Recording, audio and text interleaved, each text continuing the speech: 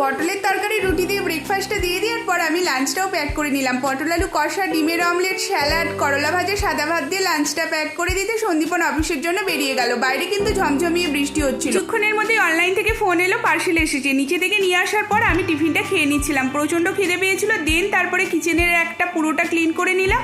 জলের বোতলে জলও ভরে নিয়ে খাবার জল ফোটানোর জন্য বসিয়ে দিলাম। আজ ভেবেছি কিচেনের এই ড্রয়ারটা পুরোটাই ক্লিন করে একদম গুছিয়ে নেবো। অনেকদিন হলো ক্লিন করা হয়নি। আর এই ড্রয়ারটা থাকার ফলে অনেক সুবিধা হয়েছে। অল্প জায়গার মধ্যে জিনিসগুলো বেশ সুন্দরভাবে গুছিয়ে রাখা যায়। বাইরের সাদা অংশটাই বেশি ময়লা লাগছিল। সিকিমের ওয়েদারের কারণে ফাঙ্গাস তো আরো বেশি দুদিন ছাড়া ধরে যায়। সার্ফ জলের সাহায্যে আর শুকনো কাপড়ের সাহায্যে ভালোভাবে মুছে নেওয়ার পর ড্রয়ারের ভেতরের জিনিসগুলোকে গুছিয়ে নিলাম। এরপরে ড্রয়ারটাকে সম্পূর্ণভাবে সেট করে দেওয়ার পর কিচেনটা মুছে নিচ্ছিলাম। দেন আমি স্নানে চলে গেছিলাম। স্নান থেকে বেরিয়ে ঠাকুরকে ধূপ দিয়ে খাওয়া দাওয়া করে নিয়েছিলাম। লক্ষ্য করলাম দুপুরের পর থেকে ওয়েদারটা বেশ ধরন করে গিয়েছিল। বিকালে একটুখানি বেরিয়েছিলাম। আজকের মতো টাটা।